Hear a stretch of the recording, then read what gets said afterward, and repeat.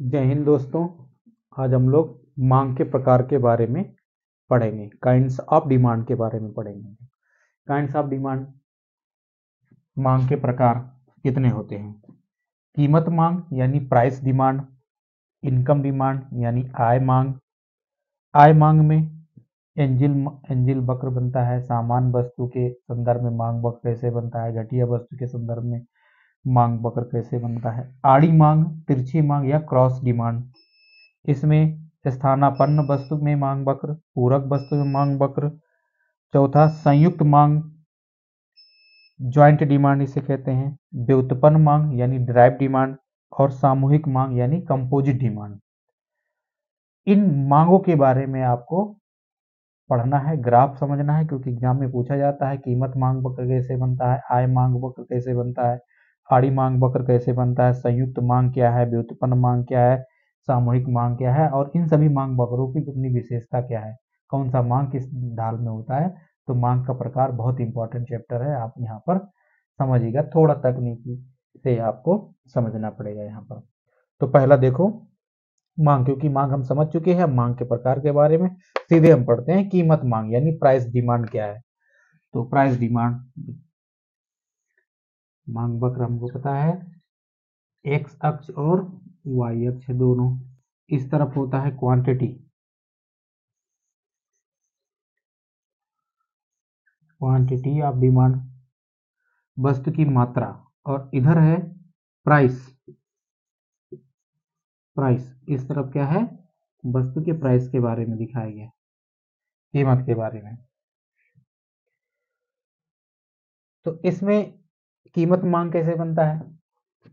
मान लो प्राइस पहले 5 है, अब 10 हो गया और 15 हो गया। क्वांटिटी 1 2 3 4 5।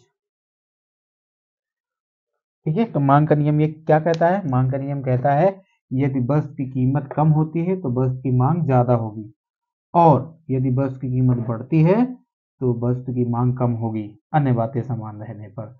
मांग के नियम के आधार पर हम लोग बनाते हैं। यदि पहले कीमत क्या है, ज्यादा है, 15 है, तो उसकी मांग क्या होती है, कम है, 1 इकाई है। यदि कीमत कम हो गई तो मांग बढ़ गया, ठीक है, और कम हो गई तो मांग और बढ़ गया। इस तरीके से मांग वक्र बाएं से दाएं गिरता हुआ होता है। ठीक है, तो मांग वक्र क्या है? जो सामान्य मांग वक्र होता है, कीमत मांग वक्र बाएं से दाएं नीचे गिरता हुआ होता है। समझे कैसे? मान लो पहले ये मांग वक्र है, प्राइस 10 था और क्वांटिटी 2 था।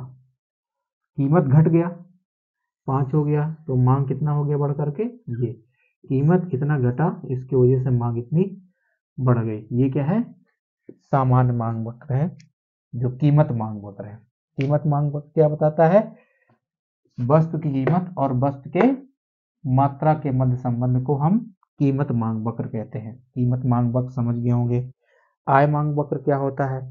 बस उपभोक्ता की आय और मांग, वस्तुओं की मांगी गई मात्रा के मध्य संबंध को हम आय मांग वक्र कहते हैं।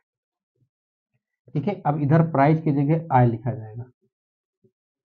अब हम आय मांग वक्र पढ़ेंगे आय मांग वक्र।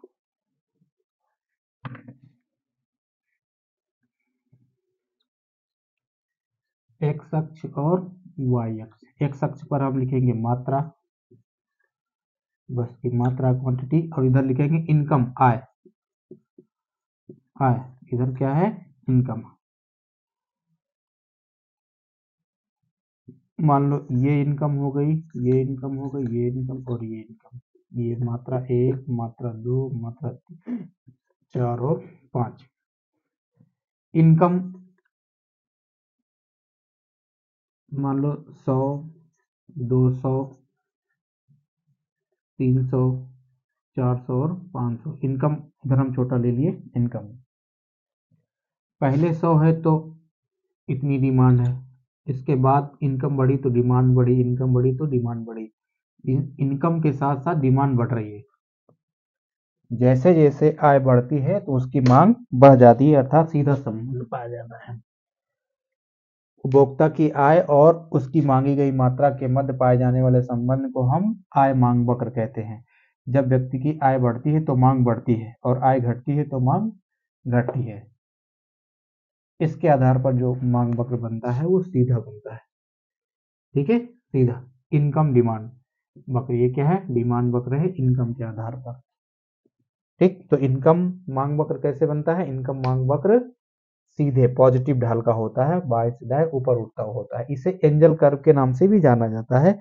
एंजल ने इसे बताया था, जो जर्मन के हैं, इसलिए इनको जो है एंजल वक्र के नाम से जाना जाता है। एंजल वक्र क्या होता है? बाएं से दाएं ऊपर धनात्मक ढाल का होता है। तो एंजल वक्र वस्तु की मात्रा और आय के मध्य संबंध बताता है। ठीक है, आय और वस्तु की मात्रा के मध्य बताने वाले वक्र को एंजल वक्र के नाम से जानते हैं। अब आय के आधार पर वस्तु घटिया होती है और अच्छी हो जाती है। ठीक है, वास्तव में आय के आधार पर कोई वस्तु खराब, घटिया, निकृष्ट कोट या अच्छी या विलासिता की हो जाती है। वस्तुओं का स्वभाव नॉर्मल है, लेकिन इनकम बढ़ने के साथ उपभोक्ता का स्वभाव बदल जाता है। जैसे पहले इनकम नहीं था तो व्यक्ति बाजरा उसके लिए सामान्य वस्तु था, बाजरा खाता था, मक्का खाता था। इनकम का लेवल बढ़ गया तो वही बाजरा उसके लिए निम्न कोटि का वस्तु हो गया। बाजरा वही है, लेकिन इनकम बढ़ने के साथ साथ उपभोक्ता का व्यवहार बदल गया। ठीक है, तो इस तरीके से आय के आधार पर सामान्य वस्तु या श्रेष्ठ वस्तु में कैसे मांग वक्र बनता है और घटिया वस्तु में मांग वक्र कैसे बनता है, तो हम देखते हैं। इसी वक्र को हम क्या कहते हैं? सामान्य वस्तु की मांग। ठीक है, सामान्य वस्तु में या श्रेष्ठ वस्तु में आय मांग वक्र कैसे बनता है? इस तरीके से। जो एंजल वक्र होता है उसे हम जो एंजल वक्र होता है उसी को हम सामान्य वस्तु या श्रेष्ठ वस्तु के मांग वक्र कह देते हैं आय के आधार पर। घटिया वस्तु या निम्न कोटि का वस्तु, निम्न कोटि का वस्तु उल्टा बनता है। निम्न कोटि का वस्तु कैसे बनता है? उल्टा बनता है। आय और मांग के मध्य संबंध बताने वाले वक्र को मांग वक्र कहते हैं, आय मांग वक्र कहते हैं। लेकिन यदि निम्न कोटि की वस्तु हो तो आय बढ़ने से उस वस्तु की मांग कम हो जाती है। जैसे जैसे आय बढ़ेगी, जैसे जैसे आय बढ़ेगी उसकी मांग घट जाएगी। ठीक है, बात समझ पा रहे हो? जैसे आय ज्यादा है तो उस वस्तु की मांग कम है, इकाई है, और आय घट गई तो उस वस्तु की मांग बढ़ गई, इतना हो गई, और कम हो गई तो मांग इतना हो गई। ठीक है, इस तरीके से ये वक्र बनता है। देखो, जैसे मान लो पहले आय इतनी थी, यहां से लेकर के इतनी आय थी, तो उस मांग कितनी थी? इतनी क्वांटिटी, इतनी थी, इतनी क्वांटिटी थी। अब आय घट गई, आय घट गई तो मांग बढ़ गई। ठीक है, क्या हुआ? आय घटी, इसकी वजह से मांग बढ़ा। तो ये कैसा व्यवहार हुआ? ये घटिया वस्तु होगा तो ऐसा होगा। यदि घटिया वस्तु है तो इनकम घटने से वस्तु की मांग बढ़ती है, और यदि सामान्य वस्तु है तो हमने पढ़ा है कि मांग वक्र सीधी रेखा होती है। इनकम इतना है तो क्वांटिटी इतना है, इनकम इतना है पहले, आय इतना है तो क्वांटिटी इनका, आय बढ़ गई तो मांग भी बढ़ गई। ठीक है, आय बढ़ गई तो मांग भी बढ़ गई। तो ये मांग वक्र बना कैसा? सामान्य वस्तु या श्रेष्ठ वस्तु के संबंध में। ठीक है, सुपीरियर वस्तु के, नॉर्मल वस्तु के संदर्भ में। और ये इंफीरियर वस्तु के संबंध में कैसा बनता है? ऋणात्मक ढाल का बनता है। तो पूछा जाता है एंजल वक्र कैसे बनता है? धनात्मक ढाल का बनता है। सामान्य वस्तु में सामान्य वस्तु के संदर्भ में आय मांग वक्र कैसे बनता है? धनात्मक ढाल का बनता है। सुपीरियर वस्तु के संदर्भ में आय मांग वक्र कैसे बनता है? सीधे ढाल का, धनात्मक ढाल का बनता है। और इंफीरियर गुड्स के संबंध में इनकम डिमांड वक्र कैसे बनता है? ऋणात्मक ढाल का बनता है। ठीक है, इनकम डिमांड कर्व इन इंफीरियर गुड्स में कैसे बनता है? ऐसे बनता है। ठीक है, तो ये घटिया वस्तु के संदर्भ में समझ गए। एक यहाँ पर गिफेन वस्तु भी होता है। क्या होता है? गिफेन गुड्स या गिफेन की मांग। घटिया वस्तु, जो अति निकृष्ट वस्तु होता है उसे गिफेन वस्तु के नाम से जाना जाता है। ये गिफेन अर्थशास्त्री थे।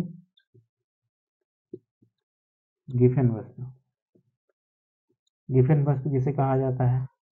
और निम्न कोटि की वस्तु में, निम्न कोटि इंफीरियर, निम्न कोटि की जो वस्तु है, इन दोनों में थोड़ा सा अंतर करना जरूरी है यहाँ पर। निम्न कोटि के संदर्भ में इनकम वक्र कैसे बनता है? ऋणात्मक ढाल का बनता है। और निम्न कोटि का वस्तु क्या कहता है? इनकम बढ़ने पर इसकी मांग क्या है? घटती है। इनकम घटने पर इसकी मांग बढ़ती है। ठीक है। और मांग का नियम इसमें लागू होता है, क्योंकि यदि कीमत कम हो रही है तो कुछ मात्रा में इसकी मांग बढ़ जाती है, और कीमत बढ़ रही है तो कुछ घट जाती है इसकी मात्रा। इसमें मांग का नियम लागू होता है। निम्न कोटि की वस्तु में मांग का नियम लागू होता है, और गिफेन वस्तु में मांग का नियम लागू नहीं होता। ये सब पॉइंट नोट करने वाला है, कॉम्पिटिटिव एग्जाम में पूछा जाता है। गिफेन वस्तु में मांग का नियम लागू नहीं होता, निम्न कोटि की वस्तु में मांग का नियम लागू होता है। अब आय भी दोनों को प्रभावित करता है। मांग का नियम भी प्रभावित करता है और आय भी प्रभावित करता है।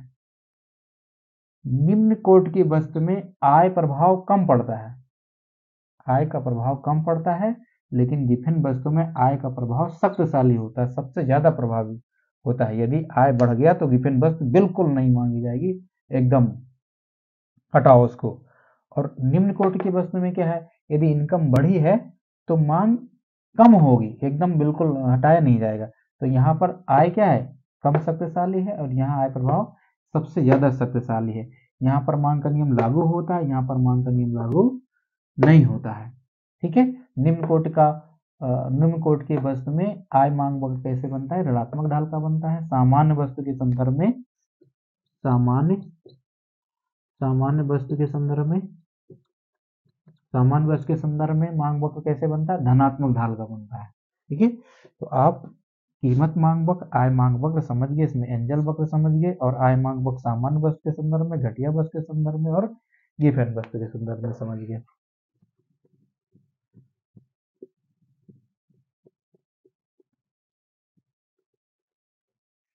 आड़ी मांग वक्र क्या होता है? क्रॉस डिमांड क्या होता है? ठीक है। क्रॉस डिमांड होता है कि एक वस्तु की मांग दूसरे वस्तु की कीमत से प्रभावित होता है। जब किसी एक्स वस्तु की मांग वाई वस्तु की मांग पर निर्भर करता हो, तो ऐसे मांग वक्र को क्रॉस डिमांड वक्र कहते हैं, या तिरछी मांग या आड़ी मांग वक्र कहते हैं। पुनः समझिएगा बेटा, जब किसी एक वस्तु की मांग दूसरे वस्तु की कीमत पर निर्भर करता हो, तो ऐसे मांग वक्र को आड़ी मांग वक्र, तिरछी मांग वक्र या क्रॉस डिमांड कहते हैं। ठीक है। देखो इसका वक्र कैसे बनेगा? इसका वक्र बनेगा, इधर होता है एक्स अक्ष, इधर होता है वाई अक्ष। इधर क्वांटिटी ऑफ एक्स होगा, क्या होगा? क्वांटिटी एक्स का इधर है, इधर प्राइस होगा वाई का। किसका होगा प्राइस? दूसरे वस्तु की कीमत को दिखाएगा। यहाँ पर जो प्राइस है वो एक्स का नहीं, यहाँ वस्तु की मांग है एक्स का, और इधर प्राइस है वाई का। तो देखो इसके संदर्भ में कि यदि इस वस्तु की कीमत बढ़ जाएगी, ठीक है, इसके तुलना में इस वस्तु की कीमत बढ़ जाएगी तो इसकी मांग बढ़ जाएगी। बात समझ पा रहे हो? यदि वाई वस्तु की कीमत बढ़ गई तो लोग वाई थोड़ी खरीदेंगे, ये खरीदा जाएगा। तो 1 2 4 5 ऐसे मान लो कोई इतना क्वांटिटी है, एक पॉइंट ये मिल गया कि दूसरे वस्तु की कीमत ये पॉइंट पर है, और दूसरे वस्तु की मांग इस पॉइंट पर है। यदि दूसरे वस्तु की कीमत बढ़ गई तो इस वस्तु की मांग बढ़ जाएगी। क्यों? दूसरे वस्तु का मतलब क्या है? जैसे चाय, कॉफी। चाय की मांग कॉफी की कीमत पर निर्भर करता है। कैसे? यदि पहले चाय की कीमत इतनी थी, कॉफी की कीमत इतनी थी। यदि कॉफी की कीमत बढ़ गई तो लोग कॉफी ना पी करके अब क्या पियेंगे? चाय की मांग बढ़ा देंगे। ठीक है। तो यहां से ये बढ़ जाएगा। तो इस तरीके से मांग वक्र बनता है। किसका? आड़ी मांग वक्र। आड़ी मांग वक्र क्या बताता है? एक वस्तु की कीमत का एक वस्तु की मांग का दूसरे वस्तु की कीमत के संबंध को बताता है आड़ी मांग। इसमें स्थानापन्न वस्तु और पूरक वस्तु, ठीक है। तो ये स्थानापन्न वस्तु और पूरक वस्तु के मामले में, क्योंकि यहाँ भी दो वस्तु, एक वस्तु का स्थान दूसरा वस्तु यदि ले लेता है तो उसमें हम स्थानापन्न वस्तु के मांग वक्र को कहते हैं। देखो समझते हैं इसे।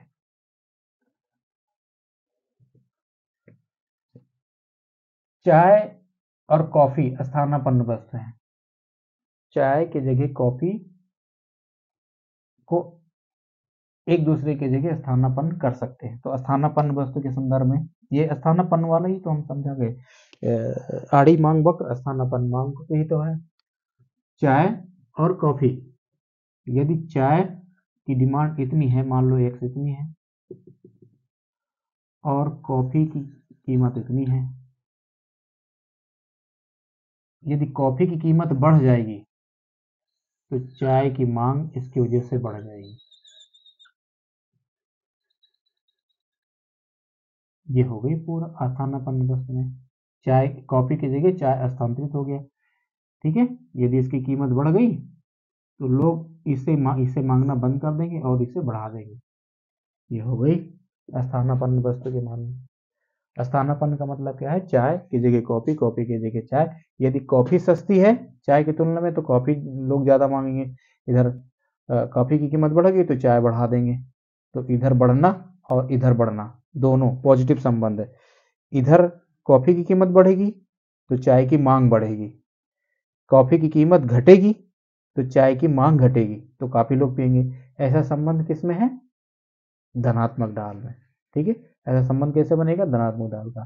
तो स्थानापन्न वस्तुओं में मांग वक्र कैसे बनता है? धनात्मक ढाल का बनता है। अब पूरक वस्तु में, पूरक वस्तु में मांग वक्र कैसे बनता है? पूरक वस्तु जैसे कार और पेट्रोल। कार और पेट्रोल जब साथ होंगे तभी उसका यूज होगा। यदि पेट्रोल नहीं है तो कार बेकार है, और पेट्रोल है तो कार नहीं है तो बेकार है, ठीक है। जब ये दोनों साथ में होते हैं तो यूज होता है। जैसे इसमें इंक और ये पेन, जब इंक और पेन दोनों होते हैं तब ये काम का होता है। तो ये दोनों वस्तु कैसे हैं? पूरक हैं, एक दूसरे के कंप्लीमेंट्री हैं, ठीक। तो इन दोनों वस्तुओं में मांग वक्र कैसे बनता है? इन दोनों की साथ डिमांड होती है। क्या होती है? एक साथ डिमांड होती है।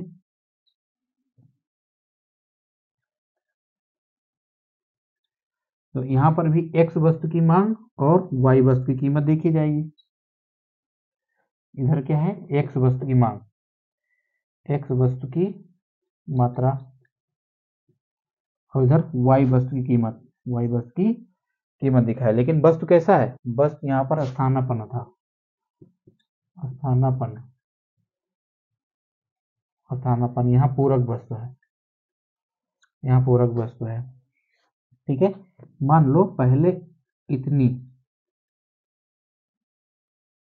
इतनी कार है और इधर इतना पेट्रोल है, तो इस कार का इस पेट्रोल के साथ संबंध है कुछ, ठीक है। ये क्या है? ये कार है और ये पेट्रोल है।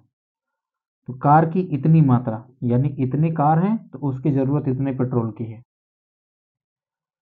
अब यदि पेट्रोल अब यदि केवल पेट्रोल की कीमत बढ़ जाए, ठीक है, यदि केवल पेट्रोल की कीमत बढ़ जाए, पेट्रोल की कीमत, मान लो इतना पेट्रोल है, इतनी कार है।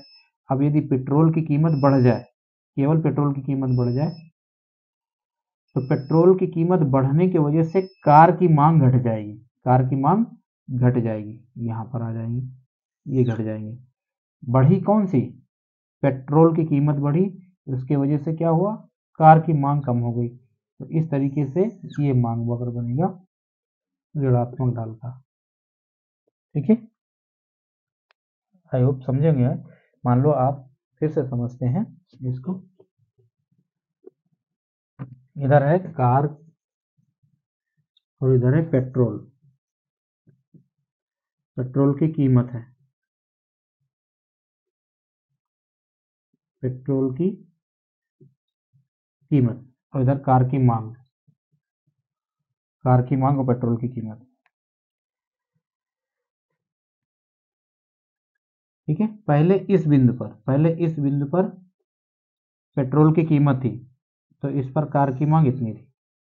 पेट्रोल की कीमत इतनी थी तो कार की मांग इतनी थी। अब पेट्रोल की कीमत बढ़ गई, तो कीमत पेट्रोल की बढ़ी, लेकिन इसके वजह से कार की मांग कम हो गई। ठीक है, अब तीसरा पॉइंट ले लो। मान लो पेट्रोल की कीमत यहां से यहां घट गई, तो इससे क्या होगी, कार की मांग, पेट्रोल की कीमत घटने की वजह से कार की मांग बढ़ जाएगी। यहाँ हो जाएगी कार की मांग, यहाँ हो जाएगी कार की मांग, यहाँ बढ़ गई। तो इन सभी बिंदुओं को यदि हम मिला देंगे, क्या बन जाएगा, पूरक वस्तुओं में मांग वक्र। तो पूरक वस्तुओं में मांग वक्र कैसे होता है, ऋणात्मक ढाल का। तो पूरक वस्तुओं में ऋणात्मक ढाल का होता है, स्थानापन्न वस्तुओं में धनात्मक ढाल का होता है। अभी आप पढ़ चुके हैं। और आपने पढ़ा है कि एक एंजल वक्र होता है। एंजल वक्र कैसे होता है, धनात्मक ढाल का होता है एंजल वक्र। एंजल वक्र धनात्मक ढाल का होता है। यह इनकम और मांग का संबंध, जो डिमांड का होता है वो धनात्मक होता है। सामान्य वस्तु में भी धनात्मक होता है, घटिया वस्तु में ऋणात्मक होता है। घटिया वस्तु में मांग वक्र ऋणात्मक होता है। ठीक है, घटिया वस्तु में आय मांग वक्र कैसा होता है, ऋणात्मक ढाल का होता है। तो ध्यान रहे, घटिया वस्तु में आय मांग वक्र और पूरक वस्तु में आय मांग वक्र जो है ऋणात्मक ढाल का होता है। स्थानापन्न वस्तु में और एंजल वक्र एक जैसा होता है। ठीक है, तो ये बातें आप समझ गए होंगे। संयुक्त मांग, नेक्स्ट पॉइंट क्या है, संयुक्त मांग यानी ज्वाइंट डिमांड। ज्वाइंट डिमांड जैसे अभी आपने पढ़ा था, कार और petrol, bread and butter, pen और पेंसिल, ऐसे मांगों को क्या कहा जाता है, संयुक्त मांग या ज्वाइंट डिमांड कहा जाता है। व्युत्पन्न मांग, किसी मांग के होने के वजह से कोई मांग कर ली जाए। जैसे आप मान लो घर की मांग कर रहे हैं, घर बनाने की मांग कर रहे हैं, इसकी वजह से क्या हो रहा है, आप ईंटे की डिमांड करते हैं, आप सरिया की डिमांड करते हैं, आप सीमेंट की डिमांड करते हैं, आप श्रम की डिमांड करते हैं, मजदूर की डिमांड करते हैं, आप मिस्त्री की डिमांड करते हैं। तो मांग तो आपकी थी घर की, लेकिन इसकी वजह से हुआ क्या, सरिया सीमेंट की मांग हो रही है। ठीक है, मांग खाने की है, लेकिन उसकी वजह से क्या हो रहा है, गैस की मांग हो रही है, उससे जो है गैस चूल्हे की मांग हो रही है, नमक की मांग हो रही है। मांग तो खाने की है, लेकिन उसके वजह से जो मांग जनरेट हो जाता है, तो ऐसे मांग को हम व्युत्पन्न मांग कहते हैं। ठीक है, ड्राइव डिमांड कहते हैं। ये अप्रत्यक्ष मांग का उदाहरण है। ठीक, व्युत्पन्न मांग को अप्रत्यक्ष मांग कहते हैं। नेक्स्ट पॉइंट है सामूहिक मांग। सामूहिक मांग का मतलब होता है कंपोजिट डिमांड।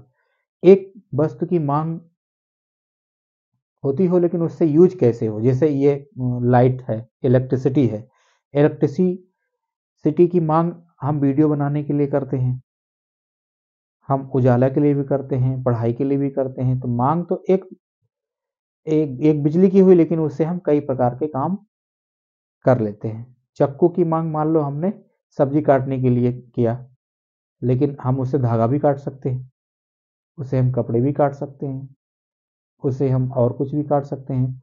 तो एक वस्तु की मांग किसी एक पर्पज से ना करके कई चीजों से किया जाए, तो उसे क्या कहते हैं, सामूहिक मांग कहते हैं। ठीक है, ये रहा मांग के प्रकार। तो मांग के प्रकार कौन सा है, कीमत मांग, आय मांग, आड़ी मांग, संयुक्त मांग, व्युत्पन्न मांग और सामूहिक मांग। ठीक है, income demand, price demand, cross demand, joint demand और ड्राइव डिमांड और कंपोजिट डिमांड। अब फिर से एक बार हम यहाँ से दोहरा देते हैं। इस मांग वक्र में, कीमत मांग वक्र में मांग वक्र कैसे बनता है, कीमत मांग वक्र में मांग वक्र ऋणात्मक ढाल का होता है। नंबर 1 समझना।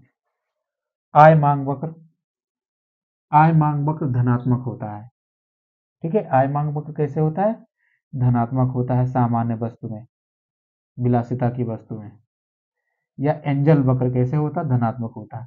लेकिन घटिया वस्तु हो तो वो ऋणात्मक हो जाता है। मांग वक्र ध्यान रहे, ये आपको याद रखना। ये कैसे है, कीमत मांग वक्र है, कीमत मांग वक्र है, मांग वक्र। और ये आय मांग वक्र है, आय मांग वक्र। कैसे, सामान्य वस्तु में और ये निम्न कोटि के वस्तु में, निम्न कोटि के वस्तु में आय मांग वक्र है। ठीक है, अब उसके बाद आड़ी मांग वक्र। आड़ी मांग वक्र में एक वस्तु का दूसरे वस्तु के साथ जो संबंध होता है, ऐसे मांग वक्र को आड़ी मांग वक्र कहते हैं। तो आड़ी मांग वक्र में दो स्थानापन्न वस्तु जो होता है, स्थानापन्न वस्तु में धनात्मक होता है, एक के जगह दूसरा स्थान स्थानांतरित कर देते हैं। ठीक है, आड़ी मांग वक्र में, आड़ी मांग वक्र, आड़ी मांग वक्र में कैसे बनता है आड़ी मांग वक्र, यदि स्थानापन्न वस्तु, स्थानापन्न वस्तु हो तो कैसा होता है, धनात्मक ढाल का होता है। और पूरक वस्तु हो तो, पूरक वस्तु हो तो आड़ी मांग में ऋणात्मक ढाल का होता है। ये आपको याद रखना है ग्राफ कैसे बनता है। तो व्युत्पन्न मांग का उदाहरण, जैसे आपको चावल की डिमांड है तो धान की मांग की जाएगी, चावल की मांग है उसकी वजह से क्या होगी, धान की मांग होगी। घर बनाने की डिमांड है लेकिन उसके वजह से लेबर सरिया सीमेंट की मांग हो रही, तो ये ड्राइव डिमांड हो जाता है। संयुक्त मांग जैसे पेन और इंक। कार और पेट्रोल। सामूहिक मांग जैसे बिजली, बिजली अन्य कामों में भी यूज होता है। ठीक है, इस तरीके से मांग के प्रकार को आप अच्छे से समझ गए होंगे। तो यदि इसमें हमारे पढ़ाने में या समझाने में या कहीं कुछ कमियां हो जाती हैं तो वो भी आप कमेंट बॉक्स में आप बताइए। तो आई होप आप समझ गए होंगे, फिर भी यदि कुछ सजेशन हो तो आप दे सकते हैं। और कोई नई वीडियो हमको लगे कि आपको इस पॉइंट पे समझना है तो आप कमेंट बॉक्स में बताइए और हम आपको वीडियो बना के समझाने का प्रयास करेंगे। तो थैंक यू सो मच।